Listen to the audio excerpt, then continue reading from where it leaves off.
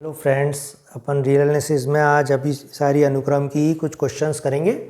तो पहला क्वेश्चन मैंने लिया है कि अनुक्रम की सीमा की परिभाषा का उपयोग कर सिद्ध करो कि ये जो अनुक्रम है 3 को अभिसरित होता है। ठीक है, अब आपको पता है कि अगर मैं इसको xn मान लूँ और इसको xi मान लूँ तो इसका मतलब क्या है कि limit n tends to infinity पे ये जो चीज़ मैं लिखूँगा 3n/n + 5√n, ये क्या आनी चाहिए 3। ये इसका मीनिंग है। ठीक है, जो मैंने लिखा है अनुक्रम की सीमा की परिभाषा का उपयोग कर सिद्ध करो कि 3n/n + 5√n 3 को अभिसरित होता है। तो ये चीज़ आपको जो वर्बली दी है वो इसका मीनिंग ये है मैथमेटिकली। अब इसको जब अपन प्रूफ करते हैं तो ये अगर xn है और ये xi है तो मैं क्या लिखता हूँ कि xn - xi < for each n greater than n0। तो ये जो n ग्रेटर देन n0 है और n0 को अपन किस पे डिपेंड दिखाते हैं, एप्सिलॉन पे। ये अपने को अब ढूंढना है इसमें कि इस नंबर के बाद ये जो अनुक्रम है वो 3 को अभिसरित हो जाएगा। तो अपना ये प्रूफ नहीं करना अपने को कि इसकी चीज़ ये 3 पे जा रही है, ये ऑटोमेटिकली प्रूफ कब होगी कि ऐसा नंबर n0 ढूंढ लो जो कि एप्सिलॉन पर तो डिपेंडेंट हो और उसके बाद ये चीज़ अपन लिख सकें कि n टेंड्स टू इन्फिनिटी पे इसका मान क्या है 3 है। तो ऐसे क्वेश्चंस के 1-2 बार प्रैक्टिस कर लोगे तो ऑटोमेटिकली क्वेश्चंस आ जाएगा। तो अपन को क्या लिखना है, देखो कि दिए हुए प्रूफ में क्या लिखोगे, दिए हुए एप्सिलॉन ग्रेटर देन 0 के लिए, दिए हुए एप्सिलॉन ग्रेटर देन 0 के लिए हमें प्राकृत संख्या या प्राकृतिक संख्या n0 प्राप्त करनी है, n0 प्राप्त करनी है ताकि क्या हो बेटा अपने पास कि 3n अपॉन सीक्वेंस क्या है पूरा n + 5√n - 3 less than epsilon. ठीक है, ये अपने को प्रूफ करना है। तो दिए हुए एप्सिलॉन ग्रेटर देन 0 के लिए हमें प्राकृतिक संख्या प्राप्त n0 प्राप्त करनी है कि इसका जो मान है xn - xi का वो क्या से कम हो जाए एप्सिलॉन से। तो अब ये स्टेप अपन ने लिख ली। अब इस स्टेप को सॉल्व करो थोड़ा सा आप, तो आप एलसीएम वगैरह लो और उससे जब ये चीज़ आएगी तो कैसे लिख सकते हैं, 3n - 5√n upon n + 5√n less than epsilon. ठीक है, ये चीज़ अपन लिख सकते हैं। और ये जो वैल्यू है 3n से 3n कैंसिल हो जाएगा और -5n अपॉन ये है, तो इसको अपन कैसे लिख सकते हैं, 5 आएगा 15 आएगा, 15 आएगा बेटा, है ना, -15√n। ठीक है, तो ये चीज़ अब अपन बिना जब मापांक के लिखेंगे तो क्या आ जाएगी 50√n n + 5√n less than epsilon. ठीक है, ये इस फॉर्म में आ जाएगी चीज़ और इसको आप नंबर 2 दे लो। अगर नहीं दिख रहा है तो मैं दोबारा लिख दूं इस स्टेप को कि अपन ने क्या किया है बेटा, ये इसको वापस लिखा है इस स्टेप को। तो ये 3n से 3n कैंसिल, माइनस जो है मॉड की वजह से बाहर हो जाएगा। तो अपन क्या लिखेंगे 50√n upon n + 5√n less than क्या आया एप्सिलॉन, और इसको नंबर अपन ने कितना दे दिया अभी 2। ठीक है, अब वो कहते हैं अपने को n का मान ढूंढना है जिसके बाद ये चीज़ ट्रू हो जाए। तो इसके लिए देखो फिर और एडजस्टमेंट करेंगे अपन। अब वो ये कहता है कि भाई ये जो पर्टिकुलर चीज़ है 15√n अपॉन n + 5√n, 1-2 बार आप इनकी ट्रिक सीख जाओगे तो ऑटोमेटिक चीज़ें आएंगी। ये चीज़ किससे कम होगी 50√n अपॉन n से। भाई इसमें से अगर किसी चीज़ को जोड़ के आप भाग लगा रहे हो तो निश्चित रूप से वो संख्या कम आएगी इसके मुकाबले। तो ये अपन मैथमेटिकली लिख सकते हैं। ठीक है, और √n से n में क्या चेंज आएगा कि ये इससे काट देगा और उसको क्या लिखेगा 15 विच इज़ इक्वल टू, ये चीज़ होगी which is equal to 15/√n। ठीक है, ये ध्यान रखना, ये लेस देन मत कर देना, बुक वाले ने लेस देन कर रखा है। तो ये संख्या किससे कम आ गई 50/√n से। तो अगर ये इससे कम है और ये किससे कम है, ये पहली वाली से कम है, तो अपन इसकी जगह क्या रिप्लेस कर सकते हैं 50/√n। तो अपन क्या लिख सकते हैं अब, अतः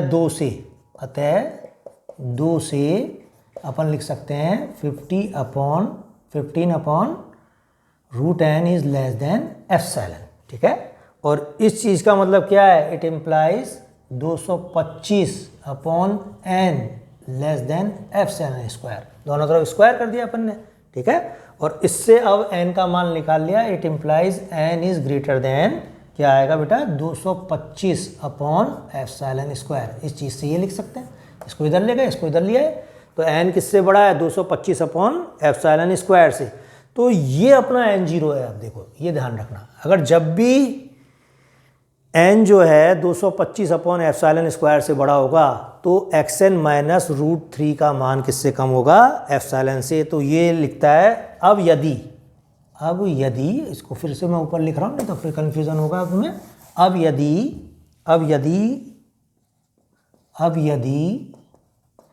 n0 का चयन इस प्रकार करें कि n0 is greater then 225 upon f∗2, ठीक है, तब xn क्या है अपना जो सीक्वेंस है, xn-3 is less then f∗ for each n greater than n0। तो ये इसका आंसर है। देखो अब n0 किस पे डिपेंड कर रहा है, f∗ पे, तो n0 को डिपेंड भी दिखाना था अपने को f∗ पे, और n जब भी n0 से बड़ा होगा तो उस केस में xn-3 का मान क्या होगा, लेस देन f∗। अतः अनुक्रम, अब आप लिख दो अतः अनुक्रम कौन सा, 3n अपॉन n प्लस जो भी है 5√n 3 को अभिसृत होता है। तो ये आपको मीनिंग आनी चाहिए। थोड़ा सा एक बार प्रैक्टिस कर लोगे, अपने आप क्वेश्चन होते जाएंगे। और फिर बाकी तो मैंने कहा ही है कि बेटा रियल का पेपर इन जनरल दूसरे पेपरों से डिफरेंट है। हर क्वेश्चन आपको करने के लिए प्रैक्टिस चाहिए, बिना प्रैक्टिस के क्वेश्चन नहीं होंगे, ठीक है। अब इसी तरीके का एक और क्वेश्चन है, तो ये बेहद मोस्ट क्वेश्चन है जो मैं अब करा रहा हूँ आपको, कि सिद्ध कीजिए। अब इन क्वेश्चनों की प्रैक्टिस करो जितनी जल्दी हो सके, क्योंकि एग्ज़ाम तो होंगे बेटा। ये मान के चलना कोविड की वैक्सीन आ गई तो सब कुछ चीज़ नॉर्मल हो जानी चाहिए दिसंबर में। ये मान लो दिसंबर लास्ट में या जनवरी फर्स्ट वीक में, और जनवरी फर्स्ट वीक में होते ही, क्योंकि ये सब प्रूफ है हमारे पास कि हमने कोर्स करा दिया। आप ये नहीं कह सकते कि साहब पढ़ाई नहीं हुई, कोर्स पूरा हो गया तुम्हारा, तो इसके बाद तो फिर कोई मतलब ही नहीं रहेगा। सेमेस्टर सिस्टम है, वो खुलते ही एग्ज़ाम हो जाएंगे तुम लोगों के, जब भी ये खुलेंगी चीज़ें ढंग से। ज़्यादा 1 महीना लेट कर देंगे वो, तो सिद्ध कीजिए। और एक क्लास होंगे एग्ज़ाम, हर क्लास का होगा नहीं, ये ध्यान रखना। कोविड का माहौल तो रहेगा ही 1 साल तक अभी और। तो सिद्ध कीजिए कि अनुक्रम n की घात 1/n 1 को अभिसृत होता है। बहुत ही मोस्ट क्वेश्चन है ये, ध्यान रखना। सिद्ध कीजिए कि अनुक्रम n की घात 1/n 1 को अभिसृत होता है। तो एग्ज़ाम में जब भी जाओगे आप, तो सबसे ज़्यादा मोस्ट क्वेश्चन है, हर हालत में आपको करके जाना है, ठीक है। इसका मतलब क्या है, देखो पहले तो ये सोचो कि limit n tends to infinity पे n की घात 1/n इज इक्वल टू 1, ये सिद्ध करना है आपको, ठीक है। सिद्ध कीजिए कि अनुक्रम n की घात 1/n 1 को अभिसृत होता है। इसका मीनिंग क्या है, ये अपने को सिद्ध करना है। इसके लिए अपन क्या करेंगे, वही लिमिट हटाएंगे, इसमें से ये घटाएंगे, उसको लेस देन एप्सिलॉन बताएंगे। कब, एक निश्चित धनात्मक संख्या के बाद। तो बेसिक चीज़ आ गई, लिमिट हटाएंगे, इसमें से ये घटाएंगे और उसको लेस देन एप्सिलॉन बताएंगे। कब, एक निश्चित धनात्मक संख्या के बाद। तो आपको पुनः एक धनात्मक संख्या ढूंढनी है इस क्वेश्चन को करने के लिए। तो कैसे करते हैं अपन इसको, देखो आप, माना कि, थोड़ा सा ट्रिकी क्वेश्चन है ये भी। माना कि xn is equal to n की घात 1/n, और इसको उसने xn को क्या मान लिया, 1 + an। xn का मान क्या रख दिया यहाँ, 1 + an, जहाँ an जो है ग्रेटर देन 0 है for each n belong to n, for each n belong to n, ठीक है। an का मान जो xn इज इक्वल टू क्या रखा है इसने, 1 + an, जहाँ an ग्रेटर देन 0 है for each n belong to n। अब वो ये कह रहा है, अगर ये चीज़ ये लिख दी एक प्रकार से उसने, n की घात, इसको तो भूल जाओ आप थोड़ी देर के लिए, n की घात 1/n किसके बराबर है, 1 + an के। अब मैं कहूँ इससे n का मान निकालो जरा आप, तो आप क्या लिखोगे, n बराबर, खाली n का मान निकालोगे तो कैसे आएगा, whole raise to power 1/n जो है वो उस साइड ले जाओ आप, और उसकी वैल्यू क्या आ जाएगी, होल पावर n से आप तो इनको दोनों तरफ मल्टीप्लाई कर दो, तो n इज इक्वल टू क्या लिख सकते हो आप, 1 प्लस ए एन की होल पावर n। ठीक है, ये लिखा जा सकता है आराम से, ये स्टेप ये ध्यान रखना। अब जैसे ये चीज़ लिख दी तो यहाँ बाइनोमियल थ्योरम लगाओ, बाइनोमियल थ्योरम n पदों तक के लिए लगाओ आप, तो क्या आएगा 1 plus N into A N, पहला पद। ठीक है, दूसरा पद क्या आएगा, NC1 AN लिखते हैं ना, NC2 का मान क्या आएगा, n into n minus 1 by factorial 2 AN square. ठीक है, ये कुछ ऐसे चुनिंदा क्वेश्चन हैं जो हर बार एग्जाम में पूछे जाते हैं। ये मान के चलना जैसे लास्ट ईयर नहीं आया तो इस साल आने की संभावना बहुत ज़्यादा हो जाएगी।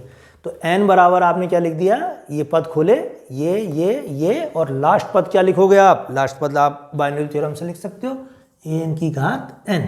तो 1 प्लस एक्स की होल घात n को कैसे लिख सकते हैं, 1 plus n x, 1 plus n x को प्लस NC2 AN स्क्वायर, और ऐसे करते करते आप x की पावर n तक जाते हो वहाँ पर। ठीक है, और ये चीज़ क्या है, अब देखो आपने एक प्रकार से ये जो n है इसको इस तरह से लिख दिया।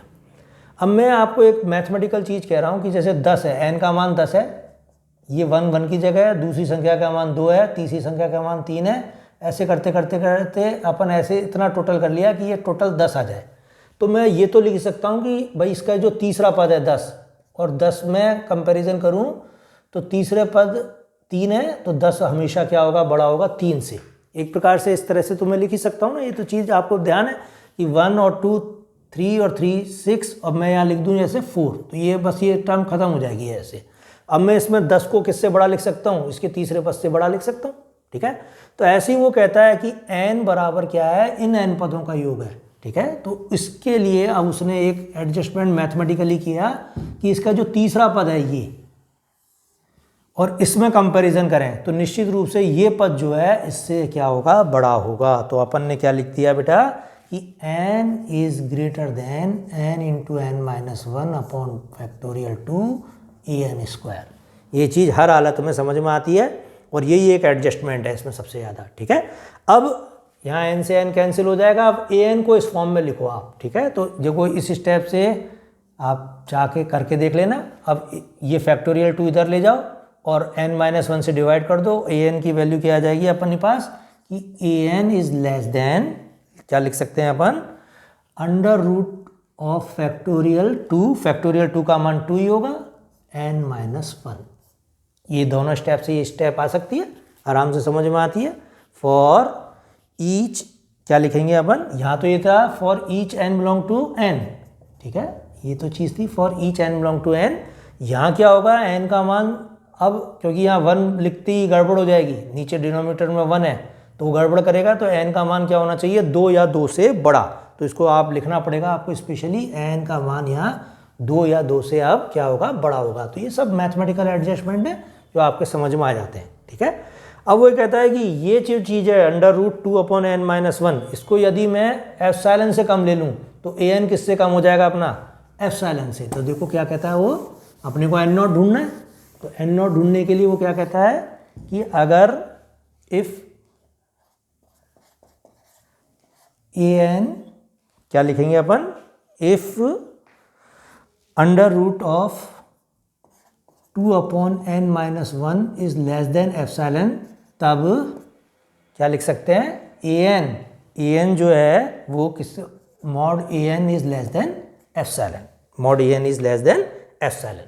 और ये चीज़ यदि अपन ने लेस देन एप्सिलॉन लिखी है तो इससे अब n का मान निकाल लो आप। ठीक है, n का मान कैसे निकलेगा इससे, जैसे मैं रफ में निकाल के बता रहा हूँ, 2 upon n-1 less than epsilon square, अपन लिख सकते हैं इसको। ठीक है, और फिर इस चीज़ को क्या लिख सकते हैं, n-1/2 is greater then epsilon square, ऊपर नीचे कर दिया दोनों को। ठीक है, n-1/2 is greater than 1 upon epsilon square. ठीक है, और इस चीज़ को आप कैसे लिख सकते हैं अपन कि it implies n-1 is greater then 2 upon epsilon square, और n इज ग्रेटर देन क्या आ गया, 1 प्लस 2 अपॉन एप्सिलॉन स्क्वायर। ठीक है, ये चीज़ समझ में आती है। ठीक है, ये जो मैंने रफ में एडजस्टमेंट किया है, तो कहता है an इज लेस देन, ये जो an है इससे कम था और इसको किससे कम ले लिया मैंने, एप्सिलॉन से, तो वो कहता है an is less than epsilon.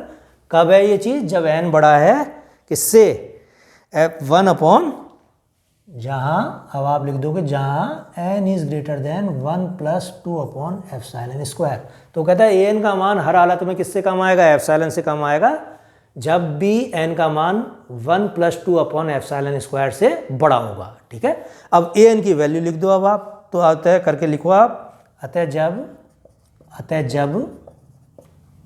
जब एप्सिलॉन ग्रेटर देन 0 तो देयर एग्जिस्ट n नॉट क्या ग्रेटर देन, ये n नॉट ले लिया अपन ने, जो n नॉट हमेशा इससे बड़ा होना चाहिए, greater than 1 plus 2 upon epsilon square, n not का मान ये ले लिया अपन ने।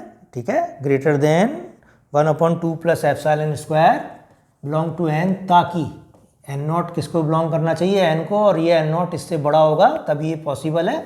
और n नॉट किस पे डिपेंड है यहाँ, एप्सिलॉन पे, तो अपन क्या लिख सकते हैं, an is less than epsilon for each n greater than n not. अब an का मान रख दो अब आप यहाँ, इट इम्प्लाइज an बराबर अपन ने शुरुआत में क्या रखा था, पहली step xn is equal to n की घात 1 upon n plus 1 is equal to an, ये अपन ने शुरुआत में लिखी थी, ध्यान दो।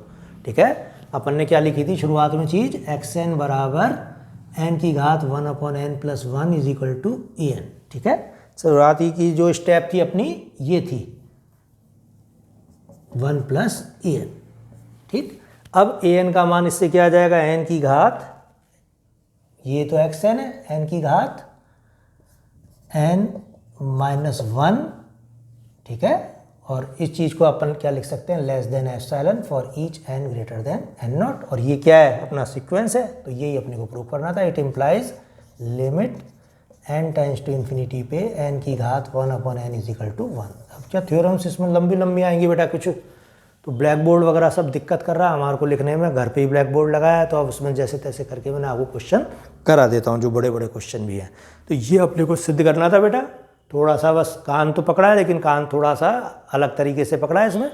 तो इस क्वेश्चन को आप करो, और एक क्वेश्चन मैंने पहले करा दिया आपको इससे, और 2 थ्योरम करा दी, तो अब अनुक्रम काफ़ी कंट्रोल में आ जाएगा अपने। अब उसके बाद फिर वही अपने को क्या है, अनुक्रम अभिसारी कब होता है भाई, वो सीखना है। तो उसके लिए अब टेस्ट आएंगे कुछ, तो कुछ थ्योरम्स की फॉर्म में वो टेस्ट आएंगे, और वो थोड़ी सी टिपिकल थ्योरमें हैं, तो अपन हो सकता है उन थ्योरमों का प्रूफ बाद में करें, और उनको स्टेटमेंट को पहले काम में लेते हुए उन टेस्टों को करेंगे स्टार्ट। ठीक है, तो अब पढ़ाई चालू रखो आप।